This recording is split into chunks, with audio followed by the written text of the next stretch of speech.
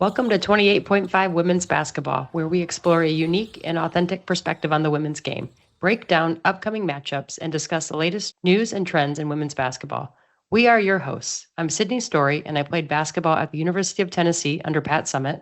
And I'm Becca Goodman, and I played at the University of Notre Dame under Muffet McGraw. And we're thrilled to have you join us today. Before we jump in, make sure to subscribe so you never miss an episode. And if you enjoy what you hear, be sure to tune in each week and don't forget to follow, download, and listen to give an assist and share the love. Now let's get started with today's episode. Hey, Becca, March Madness. Let's go. The big dance. We finally made it. This is what all season, all of our episodes have been leading up to. This is the month of do or die. March Madness, already called it. The big dance, already called it. I know there are like a ton of nicknames out there. I bet you and I could just like ping pong back and forth. The next one I think about is the tourney. What else? What else you got? So I guess it's the one that they always used to call it that I refuse to acknowledge, the NCAA Women's Basketball Championship. Like, what a formal mouthful. Yeah. No. Tourney Town? That's a good one. Okay. When we were in school, we called it do or die. I mean, that's just fair, right? Like win or go home. It's same thing. Yeah, do or die. Cinderella run. Maybe more telling on the men's side, but there's some upsets that could happen here on the women's side this year. I think with the amount that there already has been and the stakes are so high, I think we're going to see some high caliber basketball from any and every team. Like, I just truly do. I'm really excited. I think it might be one of the best years yet for women. I really do. We talked about the parity all year, but in filling out my bracket this year, I was so excited because that Elite Eight into the Final Four is really up for grabs for teams. Like it might be that the 1 seeds win it out and we'll see. But if you're a 2 or a 3 seed, I think you got a shot this year. Yeah. And I just think you have, and we'll dig into it, right? But you just have some seeds that were probably not very happy about where they were, and maybe some that were higher than they thought they'd be. So you have a mixed range of emotions of being absolutely thrilled, but you need to understand what comes with that higher seed if you weren't really looking for it. Plus, if maybe you didn't get the seed you were hoping for, now you're just mad, right? Now you're playing to prove a point and win or go home. So it's I think it's going to be wild. I'm really, really excited for it. It was interesting. Lindsay Gottlieb from USC, Dawn from South Carolina. We know that Notre Dame was probably not happy with their 3 seed. I think there were a few coaches and or teams that were, to your point, maybe a little upset about how the seeding was done here. I think it's going to be very interesting down the stretch. I really do. Yeah. So let's, because we can ping pong through this for sure. So let's just high level our quarters really quick. First quarter, we're going to dig into the NCAA bracket, but really focus on the Spokane regions, 1 and 4. Second quarter is going to be more around the Birmingham region. So that's 2 and 3. And then for our third quarter, we're going to highlight some 6 teams that are making history for their first appearance in the tournament. And then fourth quarter, we're going to kind of circle back. We had some Unrivaled finals that came up with some great news there. So we just wanted to highlight that season ending up. And then we'll have a quick overtime with one announcement. So let's get rocking, Sid.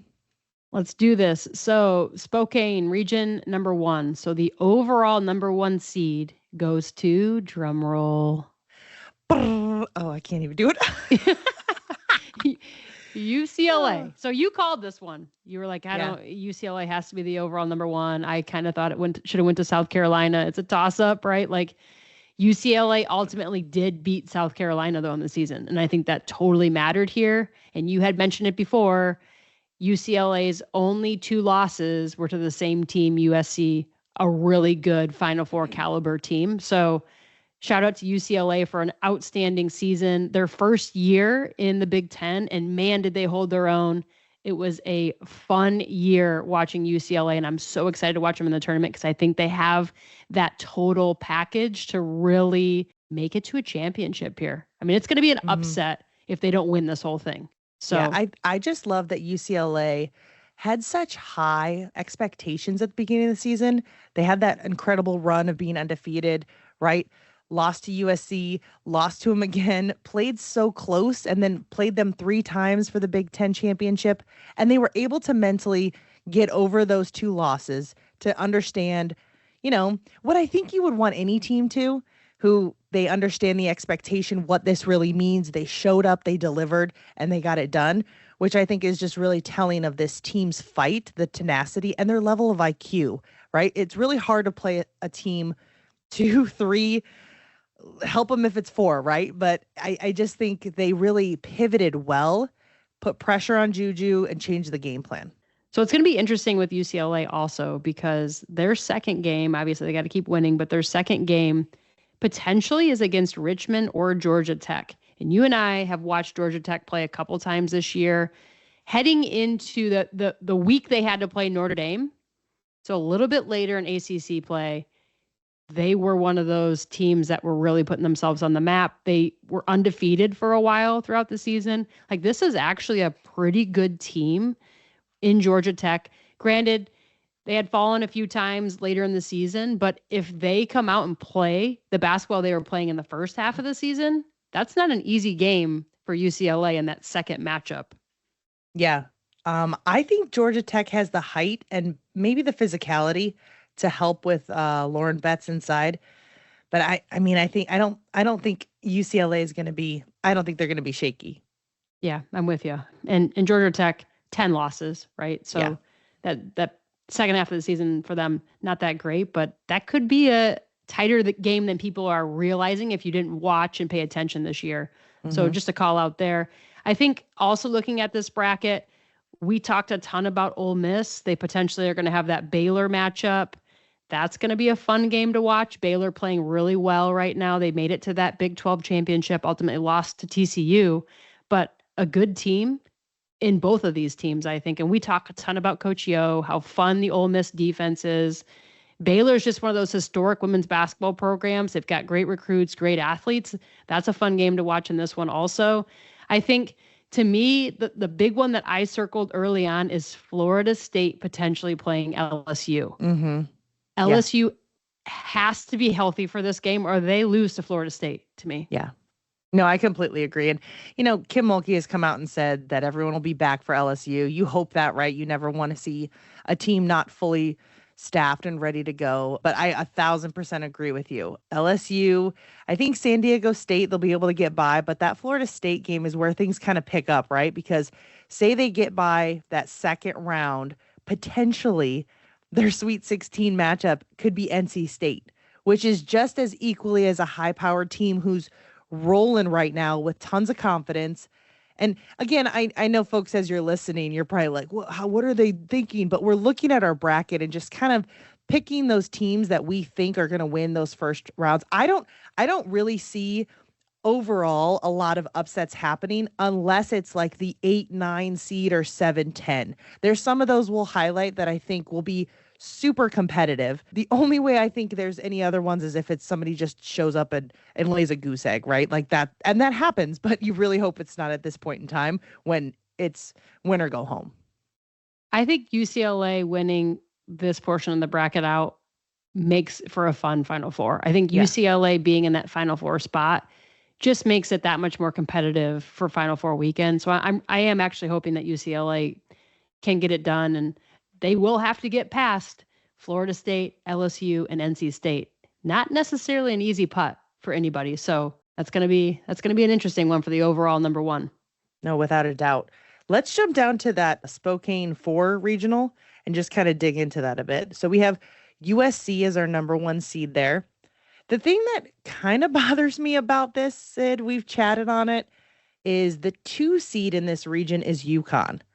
So there's already some potential rematches that we've already seen this year that have been news and noteworthy, right? We could potentially see a USC versus UConn.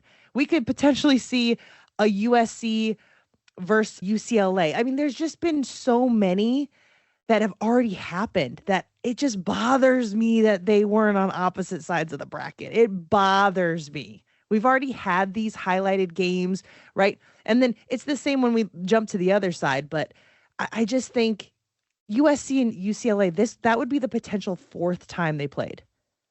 That's Right. pretty Yeah. nuts. I agree. I think they should have been put on opposite ends. And if they then happen to play each other in the championship, well, they both deserve to be there at that point. But I Yes. think you're dead on. If it's a Final Four matchup, I don't want to call it a disappointment. It is going to be fun to watch that game, but the fourth time they would have Right. played, and it's Right. the same, and you're saying this, the same thing on the exact same side with South Carolina potentially playing Texas.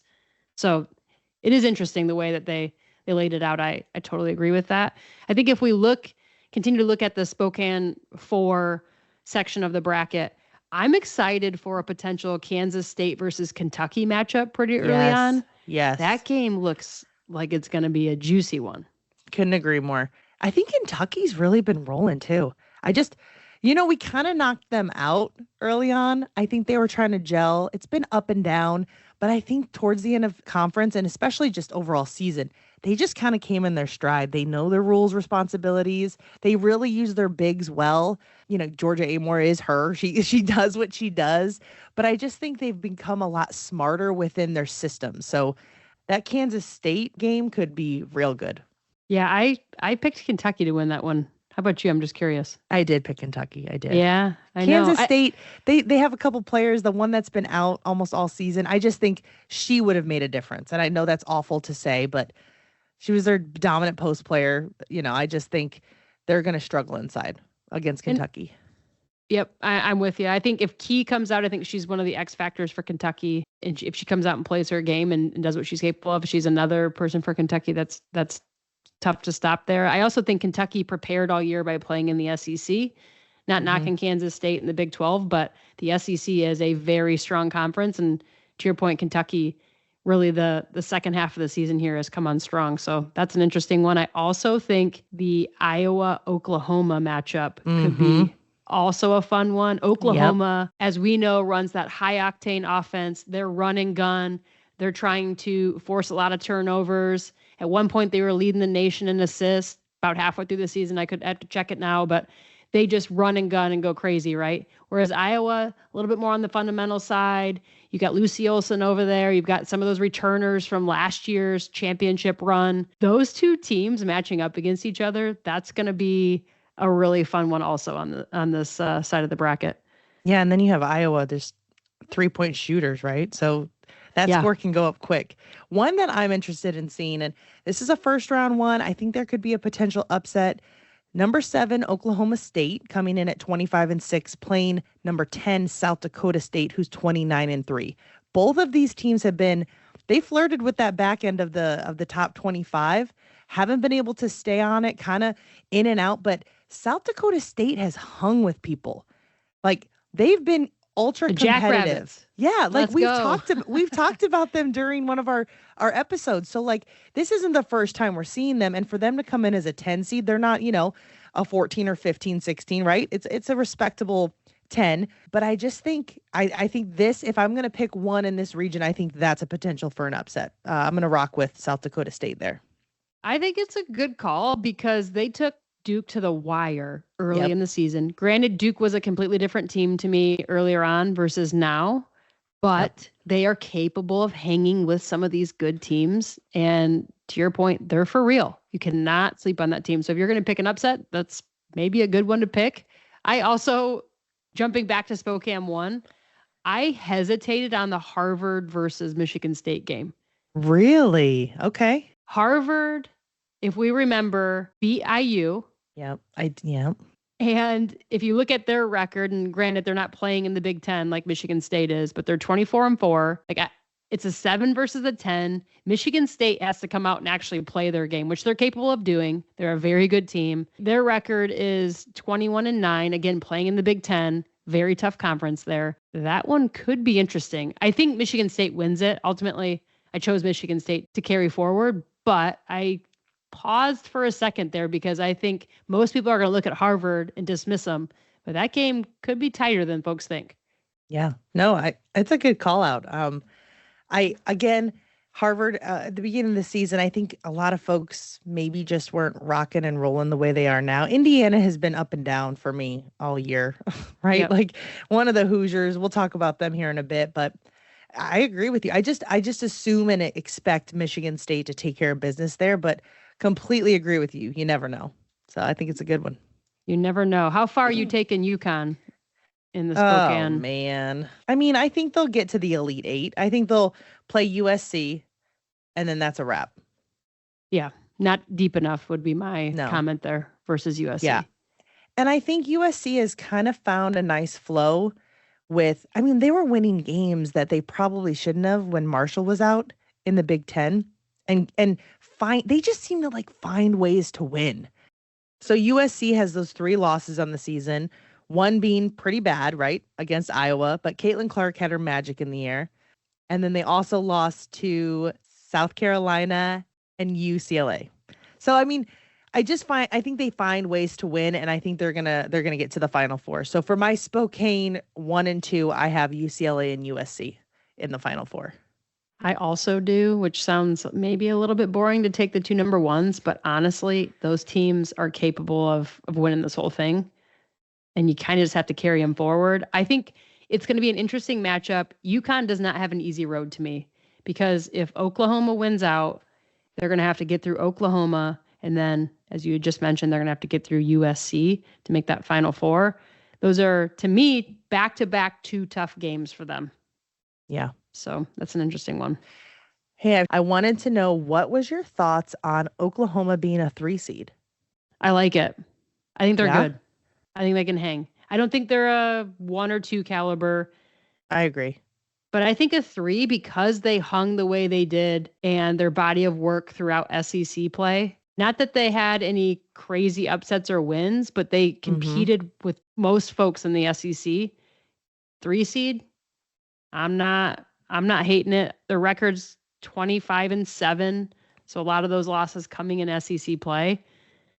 I think they're a good team. I really do. Yeah, I think they're decent. I mean, I think they're good too as well. I mean, I do. I just was kind of shocked to see a 3.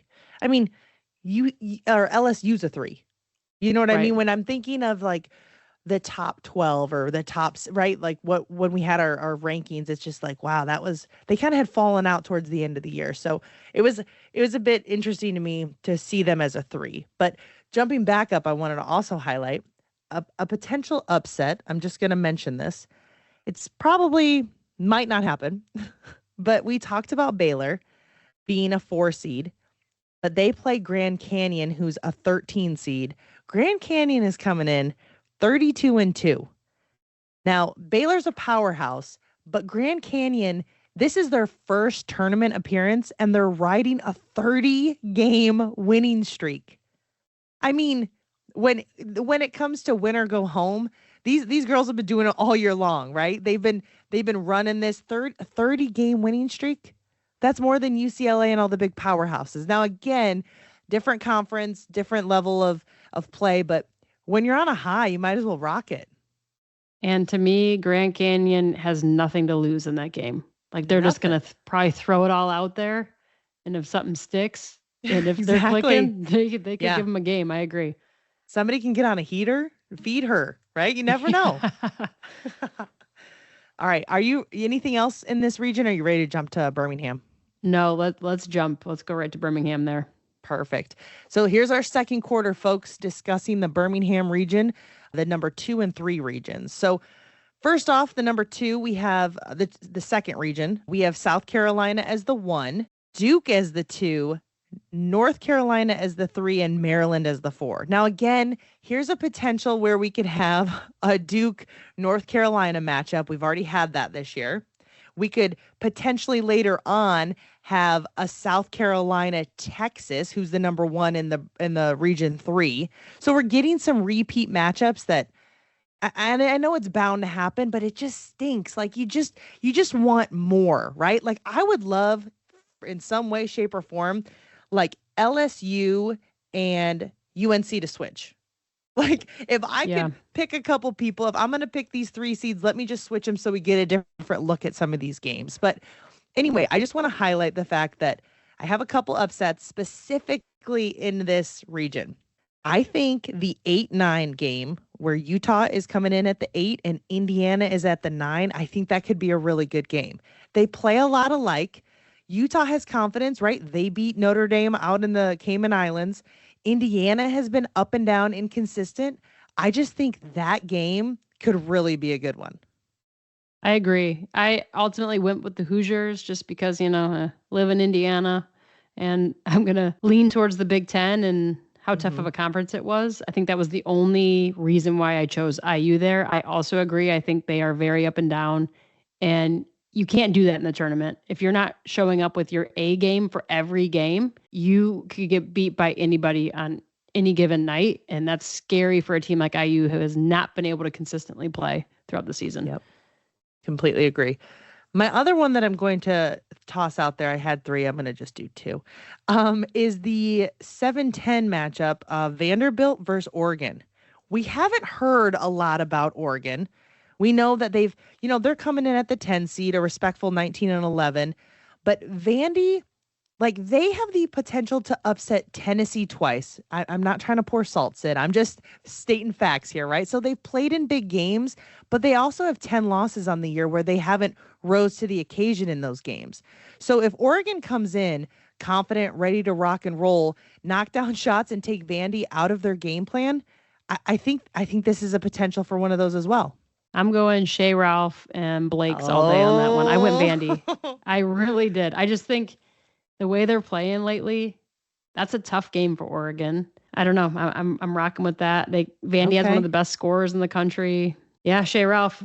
Tough for me to go with a UConn player, ex-UConn player, and as you mentioned, a team that beat Tennessee twice. But that means I got to rock them. I want them to do well now. Yeah, for sure. How about Maryland's a road here? How do we feel about it? They could potentially beat Norfolk State and then have to play out the winner of Alabama Green Bay. I actually love the potential for the Maryland-Alabama game because I think both teams are probably even stature right now. Mm-hmm.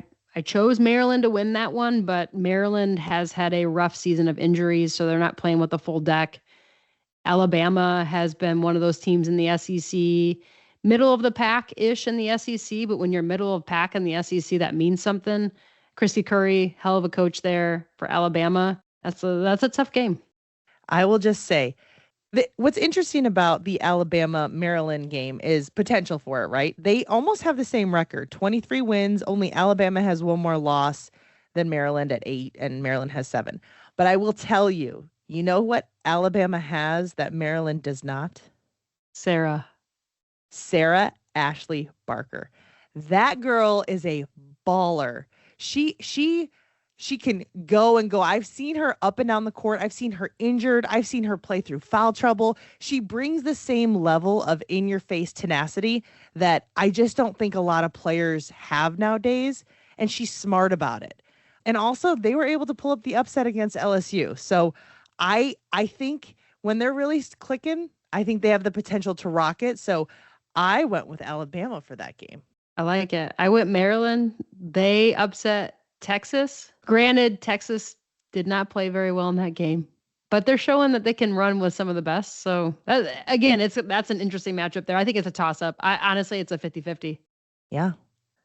So I have to ask you, how far did you take Duke in this? Oh man, I have them rocking and then losing to South Carolina in the Elite Eight.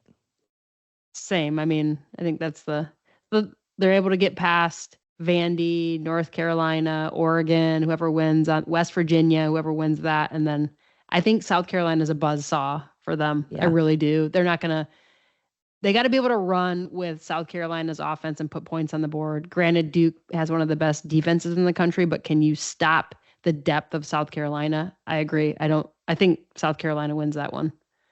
And let's also highlight when the bracket was being revealed, you saw South Carolina kind of look a little irritated with the fact they weren't the overall number 1. And Dawn came out to say after they interviewed her, and you could tell like ESPN was really pushing it, like, oh, you guys looked really upset. And she's like, no, I just think we're ready to take care of business. Like, it was very matter of fact, right? It wasn't, she's not going to play into, yeah, we're mad at no, I think if anything, the bracket itself spoke louder than anything Dawn could say to rile her team up.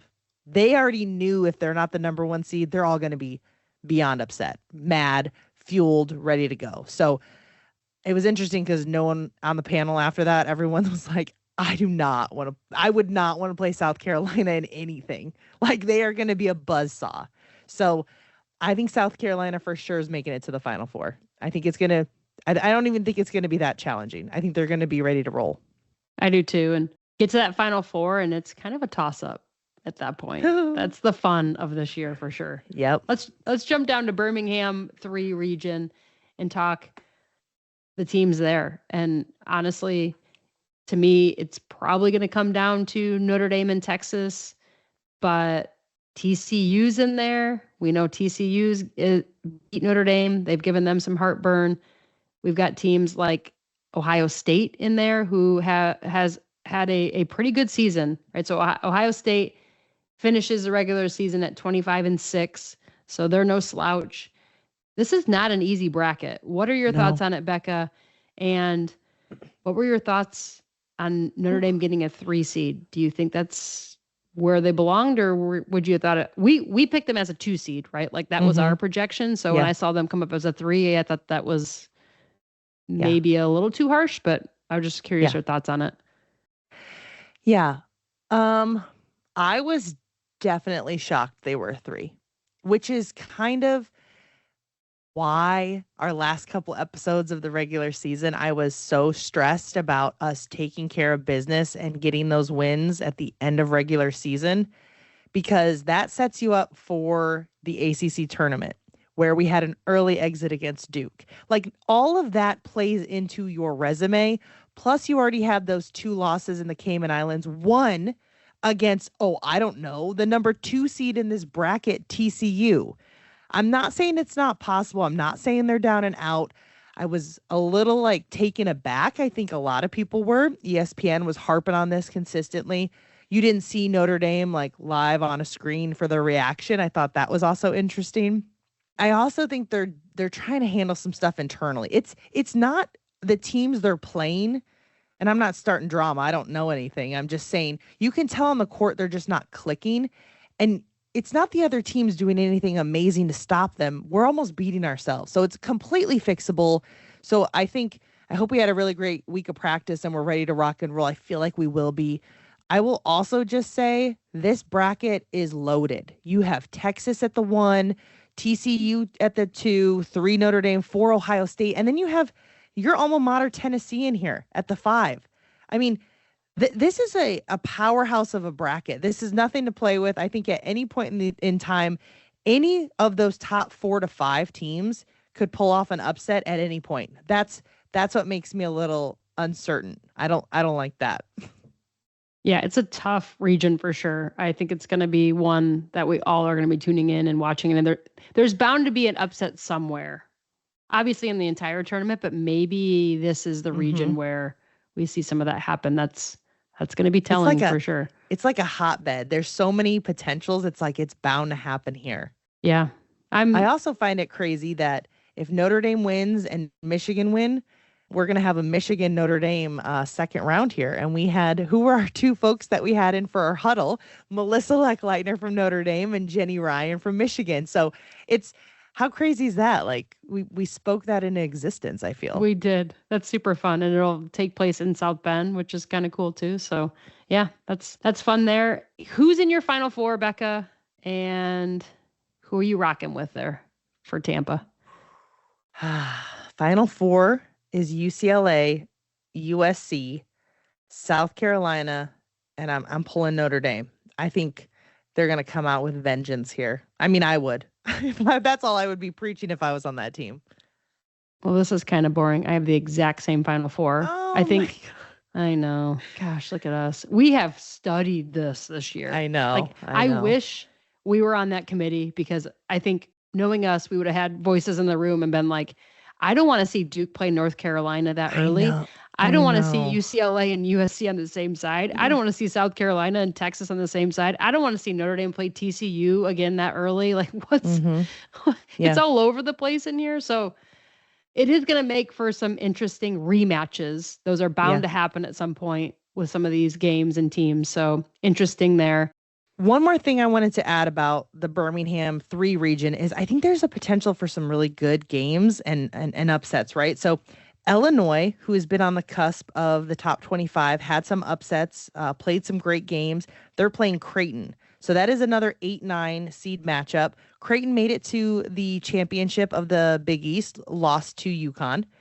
And then Louisville is the number 7. They play Nebraska, the number 10. I think Louisville can be up and down with how they play. It kind of just depends on the game, the style, and who they're going against. But Nebraska, again, has been in and out of that top 25 competing. I think once the pressure was off of where they fell in the rankings, I think they really just played a ton better. So when it's do or die, we'll see who takes the cake here. But I think those are 2 good games, again, in this loaded region of Birmingham 3.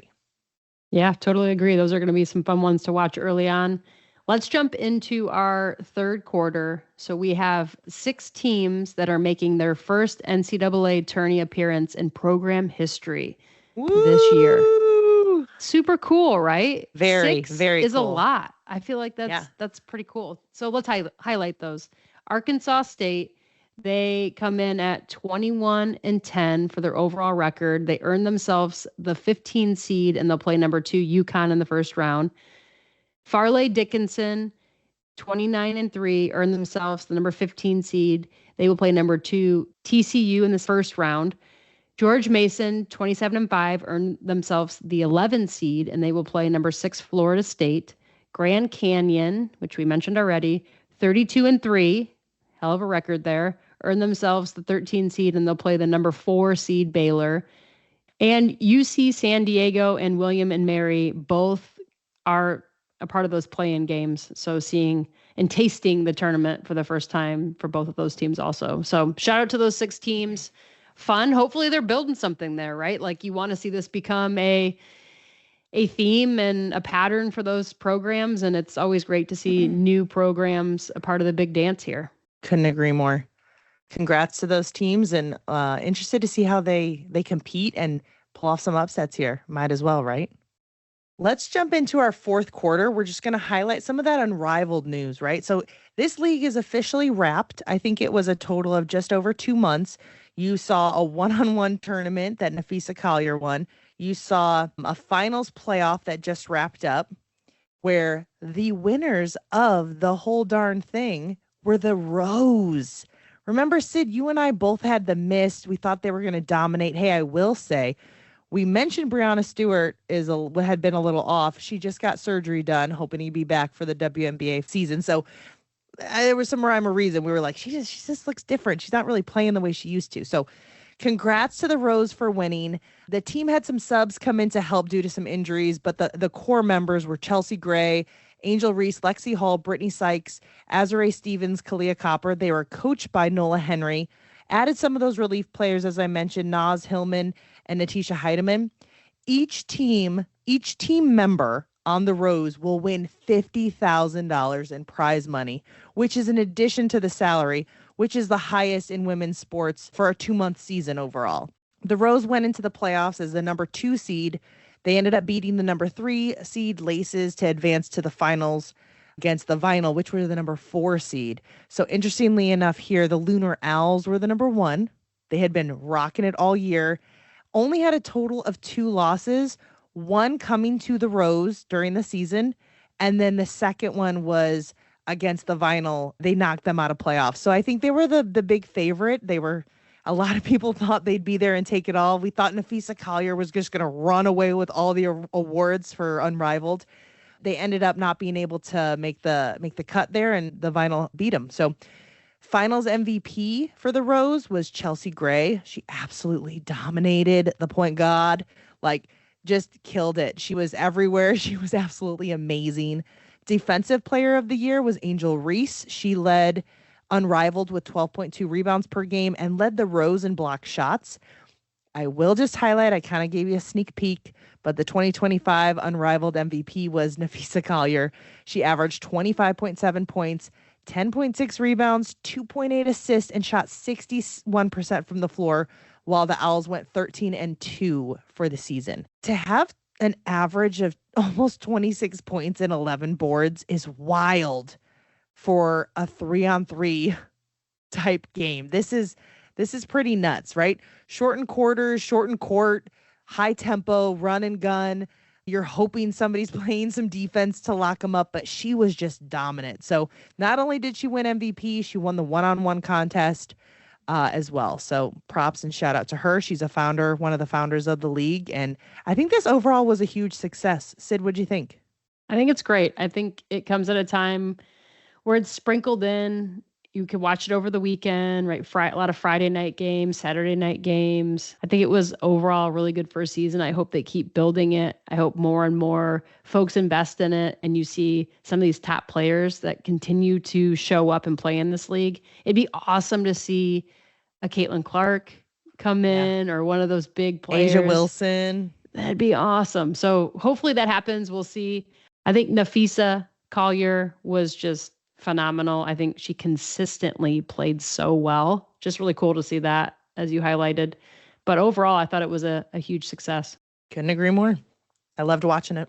All right, let's jump to our overtime. And we're going to talk quickly here some of the Division I coaching positions that are currently open. I want to start with Missouri, right? So they just hired Kellie Harper. Kellie Harper was at Tennessee. She was the former Tennessee head coach there before Kim Caldwell took it over this season. She also played for Pat and was a Lady Vol herself. So to see Kellie jumping back in the SEC, getting that head spot, just a huge shout out to her. Excited for her. I think this is going to be a whole new adventure, but she's also, again, going to be playing in that SEC, and she's familiar with the pace of the game and what the conference brings. And I think that's just a really cool fit for her. Super excited. Lady Vol at heart there. So just happy to see that she was able to land a spot. We do have some other, as I mentioned, Division I coaching positions currently open. A few that I want to highlight: Arizona State's position is open, Auburn, BYU, Houston, San Diego, Wisconsin is a big one right now. So I think we're going to see over time who fills these spots, and it's just great opportunity for whoever gets these big coaching positions that are out there. There are a slew of other ones: Northern Illinois, Morehead State, Mercyhurst, George Washington. So, I mean, there's just a list that's piling up. I'm sure we'll see some more schools jump on this list as some coaches are let go or leave. And it's just a great time. And we start seeing this pop up towards the end of the season, right? When certain programs, when their season's ultimately done here. So it's a great time to see who gets some of these spots. And that's exciting for our game overall. What are your thoughts there, Beck? No, completely agree. And I also think, there's some teams that didn't make the tournament. There's some that will be in the WNIT playing. But it's always crazy to think that there's these moves going on in the background. There's always going to be coaches applying for these jobs, but it's absolutely going to be interesting to see who lands where and what, without a doubt. A lot of opportunities out there to rebuild and grow and go with a program. Definitely exciting. It is crazy to think some of these teams, their season has been done after conference tournaments. And you look at when those conference tournaments end to when the Final Four happens and the national championship happens. Some of these teams and players are done 3, almost 4 weeks before everyone else. That's a long period of time for these other teams to continue to play through March Madness. It just shows the longevity of our season. I mean, we started games in October timeframe, and they're still going. It's just the dedication across 2 semesters for these student athletes. Like it's just kind of crazy to look at this, where you've got teams done and they're already, filling coaching rosters and coaching staffs. And while other teams they feel their season's really only just beginning. Postseason is just beginning. So it's just kind of nuts to look at that too. Yeah, we're in the 4th season, we call it. There's preseason, there's conference tourney, then there's March Madness, which is literally what we're in and what we are absolutely so excited for. I think today's episode was awesome just to kind of hear where we both sit on things, pick our brain a bit. We went over that Spokane, both regionals there, same with Birmingham, dug into some of these teams who this is their first time in the tournament. Props to them. Welcome, kill it, and have a great time, make some upsets. And then we highlighted that Unrivaled finals, and then we just had some quick coaching opportunities, openings, and changes. So a lot of good stuff. As we know in the women's basketball world, things are always rocking and rolling. That's without a doubt. Change is among us all the time.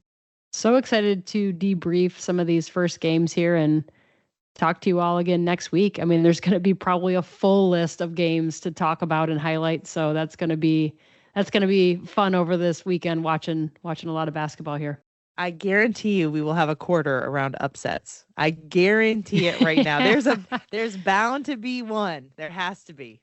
There has to be. It's going to be exciting. So no better time of the year, if you ask me. I was just going to say right here. There's no other place I'd rather be. There it is. All right. Well, we'll go ahead and wrap today. Thank you everyone for listening. Hit us up on our social medias and watch some basketball. Good talking to you, Beck. You too. Happy March Madness. That's the 28.5 final buzzer for today's episode. Don't forget to hit follow and download on your preferred podcast platform to catch every play-by-play. New episodes drop each week throughout the season. If you've enjoyed our courtside chat, drop us a review or follow us on our social media accounts where you can send us questions that may be selected for our Team Huddle Q&A episodes. And remember, from females who have played the game, the size of the ball matters.